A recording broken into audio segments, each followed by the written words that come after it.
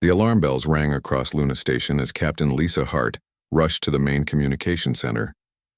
Her boots echoed through the metal corridors while red warning lights flashed overhead.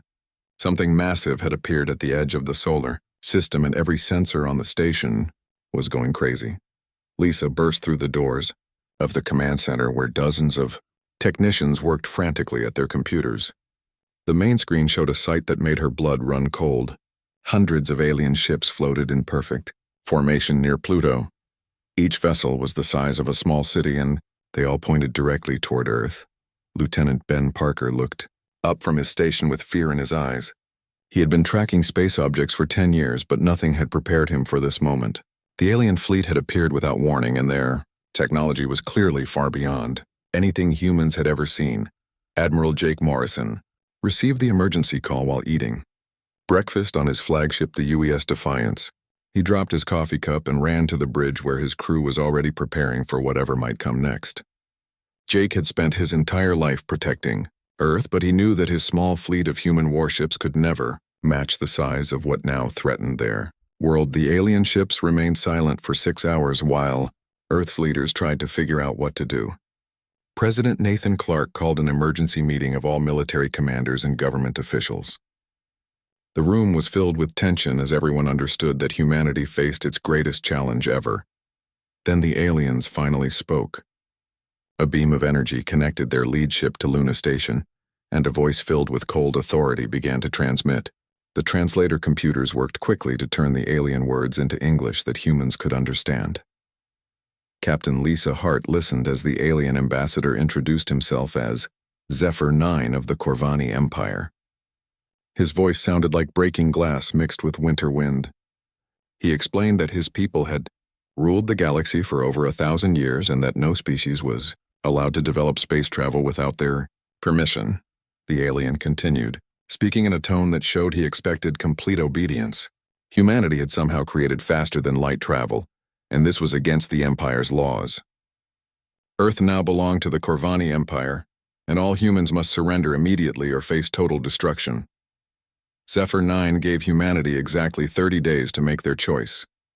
They could surrender and become slaves to the Empire, or they could refuse and watch their planet burn.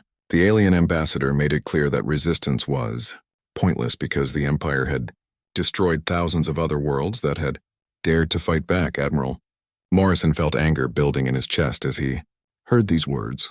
No alien empire had the right to tell humans what they could or could not do. Earth had fought too hard to reach the stars, and they would not give up their freedom without a fight. President Clark gathered his military advisors in the secure bunker beneath the White House. General Patricia Wells spread out charts showing the alien fleet's position and strength. The numbers were not encouraging for humanity. The Empire had brought over 200 warships, while Earth's entire space navy consisted of only 47 vessels. Dr. Kevin Barnes from the Advanced Weapons Research Division asked permission to speak. He had been working on a secret project for the past 5 years that might give humanity a chance. The project was called Prometheus Fire, and it involved technology recovered from an alien scout ship that had crashed in the asteroid belt. The crashed ship had been found by miners who thought it was just an unusual asteroid. When scientists examined the wreckage, they discovered machines and weapons far beyond human understanding. Dr. Barnes and his team had spent years trying to figure out how the alien technology worked. The breakthrough had come 6 months earlier when they finally learned to copy the alien energy shields. These shields could stop laser beams and plasma bolts that would normally destroy human ships. The research team had also developed new weapons that could fire energy blasts powerful enough to cut through alien armor. General Wells studied the reports that Dr. Barnes showed her. The new technology was impressive, but they had only been able to build enough equipment for a few ships. Even with these improvements, the human fleet would still be outnumbered by more than 4 to 1. Captain Sam Johnson commanded one of the ships that had been fitted with the new Prometheus technology. He had tested the weapons and shields in secret training missions and knew they worked better than anyone had hoped. The energy shields were strong enough to protect his ship from direct hits by alien weapons. Admiral Morrison made the decision that would change human history. He ordered every available ship to be retrofitted with the Prometheus technology as quickly as possible. Shipyards across the solar system began working around the clock to install the new weapons and shields. President Clark appeared on television screens around the world to address all of humanity. He explained the situation and told everyone about the alien demand for surrender. The president looked directly into the cameras and spoke with firm determination in his voice. Clark declared that humanity would never bow down to alien tyrants who demanded their freedom. Earth had not struggled for thousands of years to reach the stars only to give up when bullies arrived to steal what they had built. The human race would fight for their right to exist as free people no matter what the cost might be. The speech inspired millions of people around the world to volunteer for military service. Factories began producing ammunition and spare parts for the fleet, while engineers worked to build new weapons. Everyone understood that the next 30 days would decide whether humanity survived as a free species or disappeared forever. Admiral Morrison stood on the bridge of the UES Defiance and watched his crew prepare for the coming battle. These were good people who deserved the chance to live their lives without alien masters telling them what to do. He would not let the Corvani Empire destroy everything that humanity had accomplished. The alien fleet waited at the edge of the solar system like a storm cloud, ready to bring destruction. Their ships were larger and more powerful than anything humans had ever built. But Admiral Morrison knew something that the aliens did not understand about the human spirit. Humans had always been fighters who refused to give up when faced with impossible odds. They had survived ice ages and wars and diseases that should have destroyed them completely. Now they faced their greatest test, but they would meet it with the same courage that had carried them from caves to the stars. The ultimatum had been delivered, and humanity's answer was already being prepared. Instead of words of surrender, the aliens would receive human warships ready for battle. The next 30 days would show the galaxy what happened when someone threatened Earth and its people. The shipyards around Earth had never been so busy as they were in the days following the alien ultimatum. Admiral Morrison moved from ship to ship, checking the progress of the Prometheus technology installation. Every hour counted, and he pushed the work crews to their limits. Chief Engineer Helen Davis worked without sleep for 3 straight days installing the new energy shields on the UES Wolverine. Her hands were covered in burns from the alien technology, but she refused to stop until the job was finished. The shield generators hummed with power that could protect the ship from weapons that would normally destroy it in seconds. Captain Sam Johnson watched his crew test the new plasma cannons that Dr. Barnes had developed from the crashed alien ship. The weapons fired bolts of pure energy that could melt through the strongest armor known to humanity. When they fired the cannons in test mode, the blast lit up space like a small star. The work was dangerous because nobody fully understood how the alien technology functioned. Engineer Pete Wilson was badly injured when a power coupling exploded during installation. 3 other workers were sent to the hospital with radiation poisoning from exposure to the alien energy cores. Dr. Barnes worked day and night in his laboratory trying to understand more about the technology they were copying. Every piece of the crashed alien ship had been studied and analyzed, but there were still mysteries that humans could not solve. The aliens used science that was thousands of years ahead of Earth's knowledge. Lieutenant Commander Maria Lopez studied the tactical reports from every known encounter with alien forces. Most of the information came from ancient radio signals that had been intercepted over the years. The aliens always fought in the same patterns, using overwhelming numbers and superior firepower. Lopez realized that humanity's only chance was to fight in ways that the aliens would not expect. The Corvani Empire had conquered hundreds of worlds using the same tactics for over 1,000 years. They would assume that humans would try to meet them in direct battle and be easily crushed. The new battle plan that Admiral Morrison approved was based on hit-and-run attacks using small groups of ships. Human vessels would hide in the asteroid belt and among the moons of the outer planets. They would strike quickly, at weak points in the alien formation, and then disappear before the enemy could respond. Commander Ryan Taylor began evacuating civilians from all the space stations and orbital facilities around Earth. Millions of people had to be moved to safety on the planet's surface. The evacuation ships worked around the clock, carrying families and workers away from the coming battle zone. Colonel Amy Foster started training programs for thousands of new military recruits. Young men and women from every nation on Earth volunteered to serve in the Space Navy. Most of them had never been off the planet before, but they learned quickly, because they knew their world depended on them. Factory worker Joe Miller led his team in producing new types of ammunition for the human fleet. The bullets and missiles were enhanced with alien technology that made them much more powerful than anything Earth had built before. Miller's factory produced enough ammunition to supply the entire fleet for months of fighting. Engineer Susan Clark supervised the construction of new defense platforms around Earth's moon. These platforms looked like mining equipment, but they were actually hidden weapons that could surprise attacking alien ships. The platforms were armed with the same plasma cannons that were being installed on the human warships. President Clark met with world leaders to coordinate the global war effort.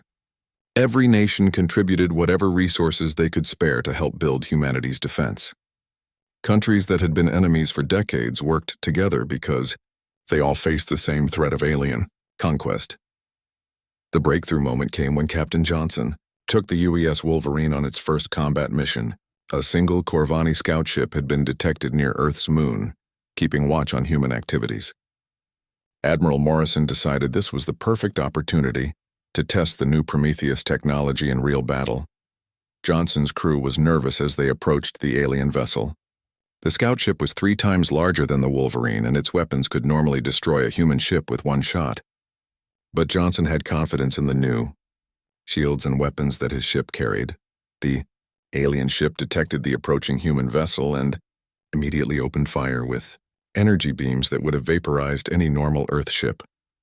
The crew of the Wolverine held their breath as the alien weapons hit their shields. The energy barriers held firm and absorbed the attack without any damage to the ship. Johnson ordered his gunners to return fire with the new plasma cannons. The energy bolt struck the alien ship's armor and burned through it like it was made of paper. The scout ship tried to retreat, but it was too late. Another blast from the Wolverine's weapons caused the alien vessel to explode in a brilliant flash of light. The victory sent shockwaves through both fleets. The human crew could barely believe they had actually destroyed an alien warship. For the first time since the ultimatum was delivered, humanity had proved that they could fight back against the Corvani Empire. The alien crew's final radio transmission was intercepted by Earth's listening stations. The dying aliens warned their fleet that human technology was far more advanced than anyone had expected. They called humans dangerous enemies who could not be underestimated. Dr. Barnes analyzed the wreckage of the destroyed scout ship and made an amazing discovery. The alien technology was actually less advanced than the weapons that humanity had developed from the crashed ship. The Corvani Empire had grown lazy and comfortable after centuries of easy conquests. Admiral Morrison called a meeting of all his ship captains to share the news of the victory. The destruction of the scout ship proved that human ships could win battles against alien vessels. The odds were still terrible, but humanity now had a real chance of survival. The preparations continued with new energy as word of the victory spread through the fleet. Crews worked harder knowing that their weapons could actually hurt the enemy. Morale improved dramatically when people realized that the aliens were not as invincible as they had seemed. General Wells updated the battle plans based on what they had learned from the fight with the scout ship. Human tactics would focus on using superior weapons and shields to overcome the enemy's numerical advantage. Speed and surprise would be more important than raw firepower. The alien fleet at the edge of the solar system remained motionless, while their commanders tried to understand what had happened to their scout ship. For the first time in their empire's history, they faced an enemy that could actually threaten their forces. The next move would determine the fate of both civilizations. The Corvani Second Fleet crossed into the solar system with complete confidence in their ability to crush the human rebellion. Fleet Commander Vex Prime had destroyed dozens of primitive worlds and expected Earth to fall just as easily. His 200 warships moved in perfect formation toward the inner planets, where they planned to begin their attack. Admiral Morrison watched the alien advance from his hidden position behind one of Jupiter's largest moons. The human fleet was spread across the outer solar system in small groups that could strike quickly and disappear. Each ship captain knew their role in the battle plan that would either save humanity or see them all destroyed. Captain Lisa Hart commanded 6 destroyers hidden in the shadow of Europa. Her ships were equipped with the newest Prometheus technology, and her crews had trained for weeks to execute hit-and-run attacks. Hart felt her heart pounding as she watched the alien fleet approach their carefully planned ambush zone. The first engagement began when 20 Corvani ships broke away from the main fleet to investigate what they thought were mining stations near Jupiter.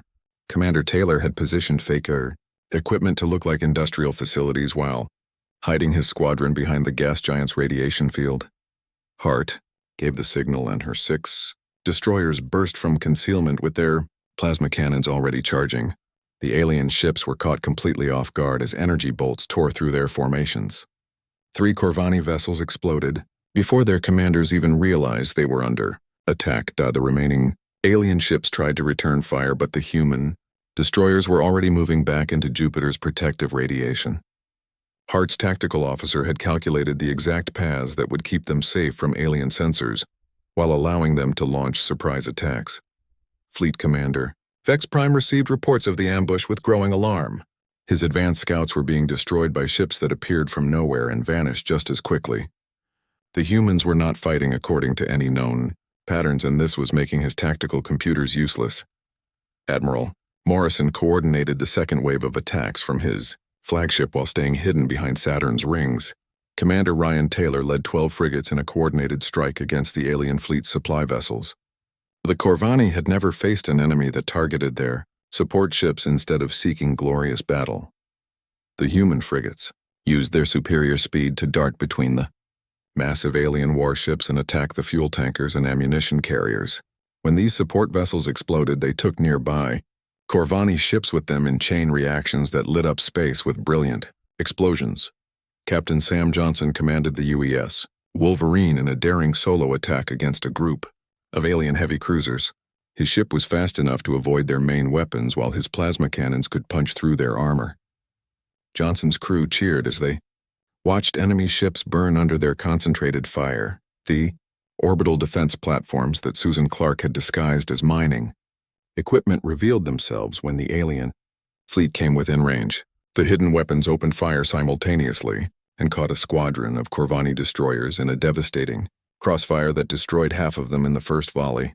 Fleet Commander Vex Prime realized that his forces were being systematically picked apart by an enemy that refused to fight honorably. The humans used tactics that no civilized species would employ, and their technology was somehow matching the Empire's best weapons. He decided to challenge their leader to single combat. The alien commander broadcast a challenge directly to Admiral Morrison, demanding that their flagships meet in battle. Corvani honor codes required that such challenges be accepted, and Vex Prime believed that his massive dreadnought could easily destroy any human vessel in individual combat. Morrison accepted the challenge because he knew that defeating the enemy flagship would demoralize the entire alien fleet. The UES Defiance moved out from behind Saturn to meet the Corvani dreadnought in the space between the two fleets. Both sides stopped fighting to watch the duel that would decide the battle's outcome. The alien flagship was 3 times larger than the Defiance and carried weapons that could destroy planets. Vex Prime was confident that his superior firepower would make quick work of the human ship. He opened fire with every weapon his ship possessed, expecting to see the enemy vessel vaporize instantly. Morrison had other plans that the alien commander could never have anticipated. Instead of trying to match the dreadnought's firepower, he used the Defiance's superior speed and maneuverability to avoid the worst of the enemy fire. The Prometheus shields absorbed what hits they could not dodge. The human admiral ordered his ship to ram the alien vessel at full speed while concentrating. All weapons fire on a single point in the enemy's armor. The tactic was considered insane by civilized military standards, but Morrison knew that desperate times required desperate measures. The collision sent both ships spinning, but the Defiance's reinforced hull survived the impact, while the alien dreadnought's armor cracked. Under the concentrated plasma fire, Morrison's gunners poured energy into the breach until the enemy ship's reactor core was exposed to their weapons. Fleet Commander Vex Prime had only seconds to realize that he had been defeated by tactics no honorable warrior would use. The human ship pulled away just as the dreadnought's reactor exploded in a fusion blast that lit up the entire solar system. The alien flagship died along with its commander and crew. The psychological impact on the Corvani fleet was immediate and devastating. Their most powerful ship had been destroyed by a vessel they considered primitive, and their greatest commander was dead. For the first time in their empire's history, they faced an enemy that could actually defeat them in battle. Panic spread through the alien ranks as ship after ship began retreating toward the edge of the solar system. The disciplined formations broke apart as individual captains decided to save themselves rather than continue a battle they could not win. The mighty Second Fleet fled in disorder. Admiral Morrison watched the alien retreat with mixed feelings of relief and determination. Humanity had won its first major victory, but they had lost 7 ships and over 2,000 brave crew members. The cost of freedom was always paid in blood, but Earth's people had proven they were willing to pay it. Dr. Barnes analyzed the wreckage of the destroyed alien ships and made discoveries that would change everything. Human technology had not just matched the Empire's weapons, but had actually surpassed them in several important areas. The aliens had grown soft and complacent, while humanity's desperate innovation had pushed them beyond what anyone thought possible. The victory celebration was brief because everyone knew this was only the beginning. The Empire would not accept defeat from a species they considered inferior and would return with even greater force. But humanity had proven something important to themselves and to the galaxy. Earth's children could fight and win against impossible odds when their freedom was threatened. News of the Second Fleet's defeat reached the capital world of Corvanus Prime and sent shockwaves through the entire Corvani Empire. For 1,200 years, no species had ever successfully resisted their expansion, and now a primitive world called Earth had destroyed their most experienced fleet commander along with dozens of warships. Emperor Zarg Infinite called an emergency meeting of the High Command in his crystal palace that overlooked the Empire's greatest city. The ancient ruler had personally conquered over 50 worlds during his long reign, and he could not accept that humans had achieved what no other species had ever accomplished. General Keck 7 delivered the battle reports to the assembled military leaders with visible shame in his crystalline features. The humans had used tactics that violated every principle of civilized warfare, including ramming attacks and targeting supply vessels instead of engaging in honorable combat between warriors. The most disturbing news was that human technology appeared to be superior to the Empire's weapons in several key areas. Their energy shields could absorb direct hits from Corvani plasma cannons, and their own weapons could penetrate Imperial armor that had protected ships for centuries. Emperor Zarg Infinite listened to the reports with growing fury that made his crystal body glow with dangerous energy. He had ruled the galaxy through fear and overwhelming force, and this human rebellion threatened the foundation of everything he had built. Other subject species might begin to think they could also resist Imperial rule. The Emperor made a decision that would bring the full weight of the Corvani Empire against Earth. He ordered the mobilization of the Grand Fleet, which consisted of over 800 of the Empire's most advanced warships. This massive armada had never been defeated in battle and included vessels that could destroy entire star systems. Admiral Tor Prime was given command of the Grand Fleet, along with orders to make an example of humanity that would terrify every species in the galaxy. The Emperor wanted Earth turned into a burned wasteland that would serve as a warning to anyone who dared defy Imperial authority. Meanwhile, on Earth, Admiral Morrison knew that humanity could not survive a direct confrontation with such overwhelming force. His victory against the Second Fleet had cost 7 ships, and he now faced an enemy fleet that was 4 times larger than what he had already fought. Dr. Barnes worked frantically to reverse engineer more alien technology from the wreckage of destroyed Corvani ships.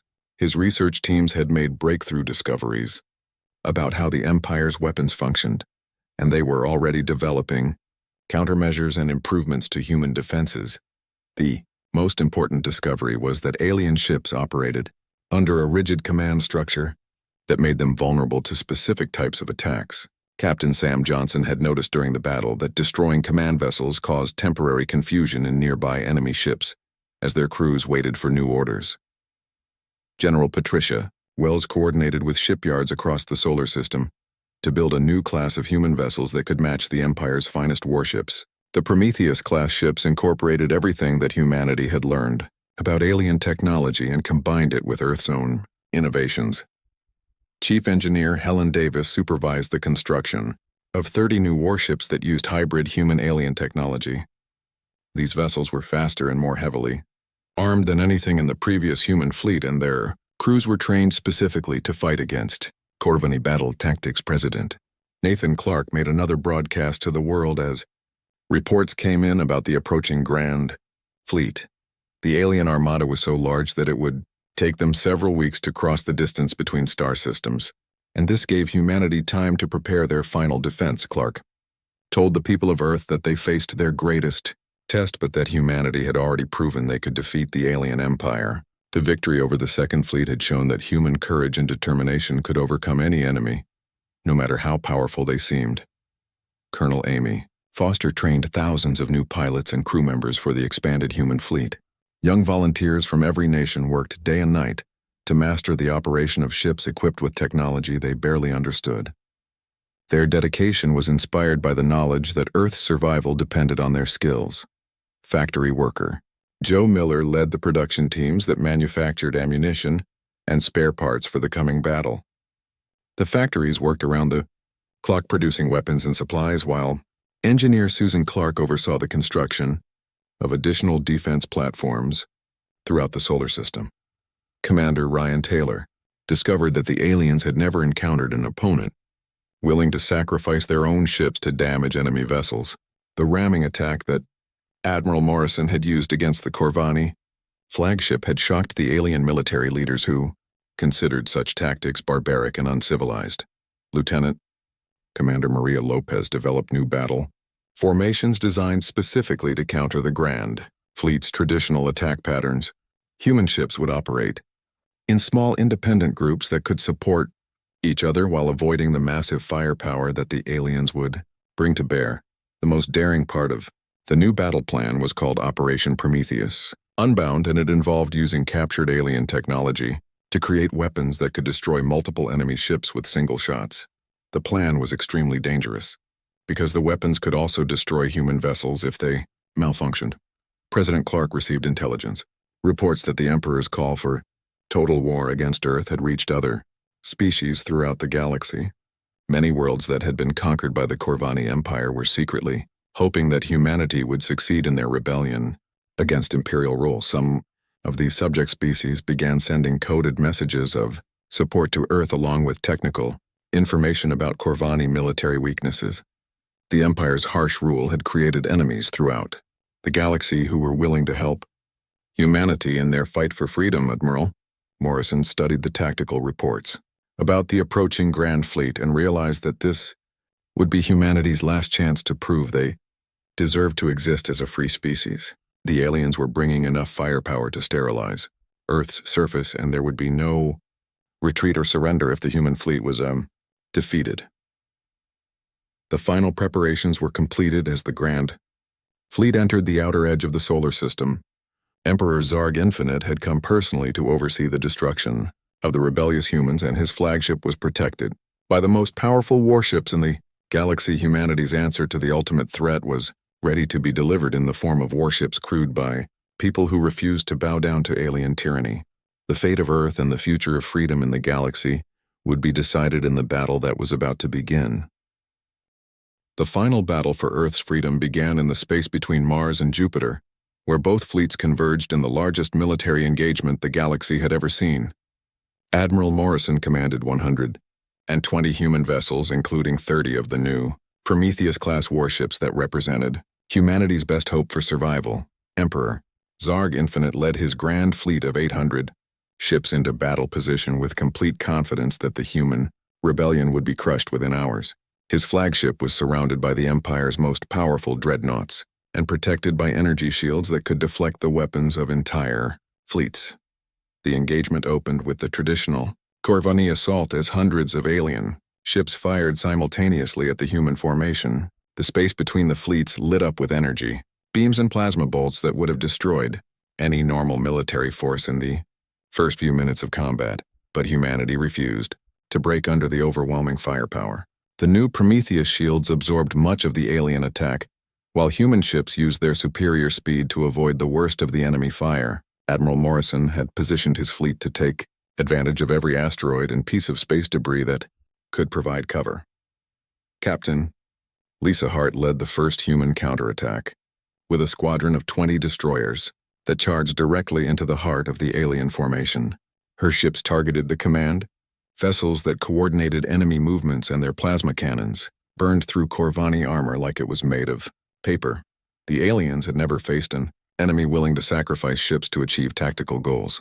Hart's destroyers were destroyed one by one, but not before they had eliminated 6 alien command ships and thrown an entire section of the Grand Fleet into confusion as subordinate vessels waited for orders that would never come. Commander Ryan Taylor discovered that the psychological impact of ramming attacks was even greater than their physical damage. When human ships deliberately crashed into alien vessels, the Corvani crews panicked because such tactics violated everything they understood about civilized warfare. The turning point came when Captain Sam Johnson led a flanking maneuver that brought 30 human ships behind the main alien battle line. The Corvani had concentrated their firepower forward and were vulnerable to attack from unexpected directions. Johnson's force struck at the Empire's heavy cruisers and supply vessels. Dr. Barnes watched from the command center as his new Prometheus Nova weapons were used in combat for the first time. These enhanced fusion bombs could destroy multiple enemy ships with single detonations, and they created chain reactions that spread through tightly packed alien formations. The Grand Fleet began to lose its disciplined formation as human attacks disrupted their command structure and destroyed key vessels. Individual alien captains started making their own decisions instead of following coordinated battle plans, and this made their movements predictable. To human tactical computers, Emperor Zarg Infinite realized that his supposedly invincible fleet was being systematically destroyed by an enemy he had dismissed as primitive. The humans fought with a ferocity and creativity that no species in the galaxy had ever displayed, and their willingness to die for freedom was something the Empire could not understand. Admiral Morrison coordinated the final phase of the battle from his flagship while human ships pressed their advantage against the increasingly disorganized alien fleet. The space around both forces was filled with wreckage and the debris of destroyed vessels from both sides. The Emperor made a desperate decision to challenge Admiral Morrison to personal combat just as fleet commander Vex Prime had done during the previous battle. Zarg Infinite believed that his advanced life support systems and combat enhancements would guarantee victory over any human opponent. Morrison accepted the challenge because he knew that defeating the Emperor would end the war and save both civilizations from further destruction.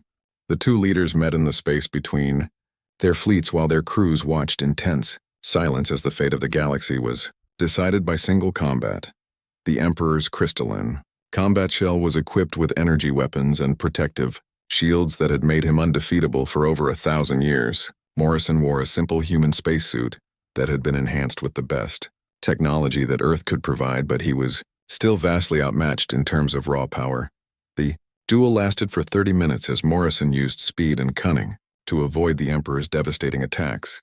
The human admiral had studied recordings of Corvani combat techniques, and he exploited weaknesses in the alien fighting style that no previous opponent had ever discovered. Morrison's victory came when he managed to damage the Emperor's life support systems and cause a feedback loop in the aliens' energy weapons. Emperor Zarg Infinite died as his own power systems overloaded and destroyed the combat shell that had protected him for centuries. The remaining Corvani forces surrendered immediately when they saw their Emperor defeated by a human warrior. The rigid hierarchy of the Empire meant that no other leader had the authority to continue the battle, and ancient laws required them to accept the victor as their new ruler.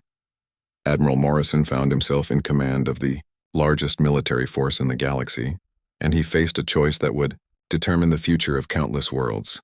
He could use the Empire's power to make humanity the new galactic masters, or he could try to create something better than what had existed before. The decision was easy for Morrison because he remembered why humanity had fought in the first place.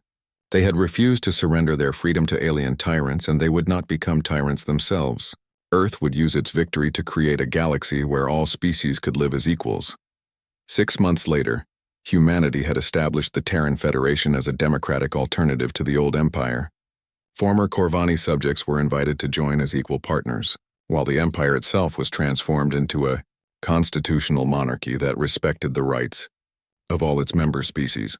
Captain Lisa Hart commanded the first joint human-alien exploration vessel as it prepared to depart for unknown regions of the galaxy. The ship's crew included representatives from dozens of species who had been enemies just months before but now worked together to explore the mysteries of space. President Nathan Clark worked with leaders from across the galaxy to establish laws that would prevent any single species from dominating others. The age of empires was ending and being replaced by an era of cooperation and mutual respect between all intelligent life.